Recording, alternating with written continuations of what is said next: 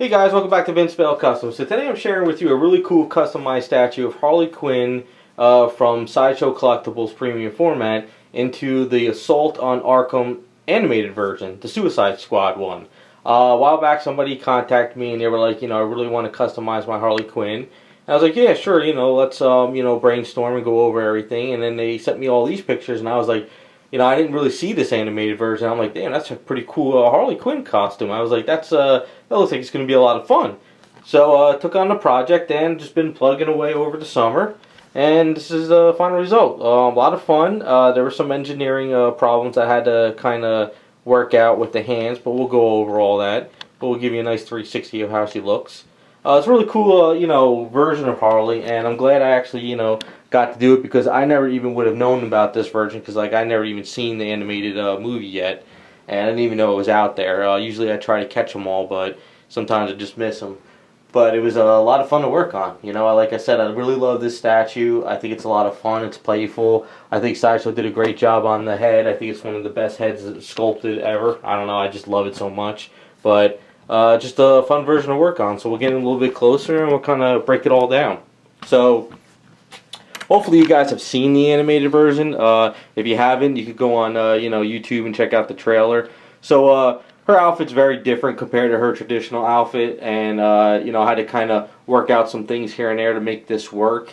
So going from top to bottom, her mask, if you see, of course her original mask comes up around and you see some of her skin around here, and the mask that she came with is actually rounded. So what I had to do is I had to bring the mask down to here and give her mask more like angles, and then kind of bring it around there.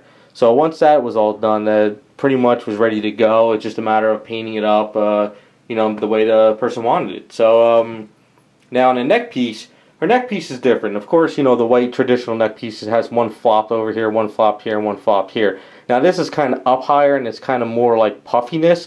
It's almost like it's like, something like, I guess you could say like leathery from like a like office chair almost like type thing. That's kind of got some puff to it. So I kind of had to sculpt that all out. But one of the problems is when you take off the original neck piece, her like body comes down and around. Like there's no upper shoulder blades and collarbones and no meat to her breasts up around in here. So what I had to do was kind of re-sculpt that and give her more mass up there, and then sculpt on the neck piece. It was kind of like, if you didn't, it would just look weird. Her her piece coming down and then shooting over to the breast. It's kind of like an L, and that had to all be filled in. But once that got filled in, it was just a matter of finishing it all up and bringing it out and sculpting it all on. Just had to fill up in here a little bit with some stretch marks, bring the line down over here, create this, and bring that around there because when I did the other Harley Quinns, when you're filling this in, you're filling all this in and adding wrinkles. But this time I got to leave all this bodiness here, and even the back of here I didn't have to fill in, and you can see the dimples over here, and that was pretty cool. So that worked out pretty good. So she has a cutoff here, so I had to find that middle ground. So once I found it and I made my marks going across, I did my lines, and it all worked out pretty good. And then we can bring it down a little bit so I give you guys the booty shot, of course. I added some wrinkles underneath here because this is like all spandex, so I didn't want to go too crazy with adding a lot of wrinkles because it's not really like a latex, it's more of a spandex, so it's kind of going to be a little bit more stretchy. So I added the stretchiness back between the legs, a little bit there around the knees, and then down there around the boots. Not too much, but just enough just to give it some fun. And then once that was all said and done, I added the belt buckle. Now the belt buckle is Magic Sculpt that was rolled out and then let harden for a while, then cut, and then I wrapped it around. And once it got wrapped around exactly where I wanted it, because if you kind of look, you can put your finger underneath there. You can, you can see a gap between here and everything. Let's see if we can kind of get up a little closer. So you can see that there's a gap there and everything. So it was just a matter of just having fun with the belt, but giving it that wrap look like in the animated version because I wanted to follow as much as possible. So once I got the belt on, I sculpted out this little lip here with this piece, the triangle there. The goal was to find some, diamonds, I could glue one at the end like I did with the bracelet. But the problem was I couldn't find any diamonds, and some I found were way too big. So I just didn't luck out with going to like Michael's, AC Moore's, and looking on eBay. I'm pretty sure they're out there, but I just didn't get a chance to really find them after all the looking I did. But we left the boots as is. I know in the animated version she's probably got different boots, but after talking and hashing it out, he kind of wanted these on anyway. Which is fine, because like I tell everybody, this is your item, it's your grail, you're not catering to anybody else, it's what you want displayed in your collection, and that's the fun about it. So after we got brainstorming, this is what they said they wanted, and we ran with it. So we'll get up a little bit here. This was pretty much the main problem, was getting these mallet hands into here. Now it's very hard to figure out how to do it, so this is kind of what I came up with. So we're going to pop off the head.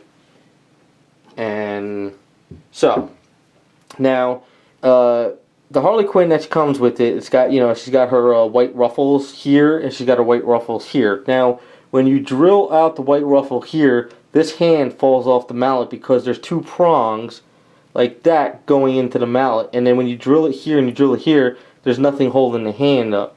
So when I did that, the hand fell off. So what I had to do is kind of find the hand, get it back on there, and then kind of build down and chop this down a little bit, because the way this piece on her wrist stops here. Now it probably would stop a little bit higher, but if I went higher, I would never get the hand in and out of the piece, and it'd be very hard to ship and break her all down as a whole piece.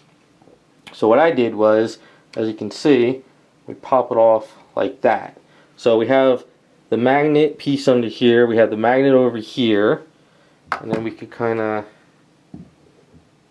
bring this down. So as you can see, we have that like that, and then this piece is like that. So once that was all figured out, which took some time, what I had to do is kind of build out the wrist a little bit here, but at an angle. So what you do is you just kind of place her in there, you let it come down, and it just falls in place and it magnetizes. So it looks like, the wrist is still coming up. We have the bracelet here, and then we have this piece here. So it kind of works out pretty good. So this way, I'm still able to break it down, and I'm also, keeping true to the mallet and all that stuff. So there you go. That's how I broke that all down. Then we'll go on to the paints. As you can see over here, we wanted blood onto the mallet, so we added some blood. It's a mix of Tamiya red with Duplicolor Cara clear, and then I went in the garage and splashed it all over the mallet. I didn't want blood all over the figure, the hands, or anything, so what I did is I masked off the mallet from here over, and then we just got it on here. Wasn't really, didn't really want to go crazy. It was just more like focus blood on the mallet and leave it as is. So skin tone's all Garage Kit color skin tone. So if you guys haven't known by now, I use the Garage Kit colors a lot, especially with skin tones. I love them. And the outfit is supposed to be more spandex. So the red is actually mixes of reds as a flat red to get onto the statue. And then what I did is I mixed the Garage Kit colors red metallic over that.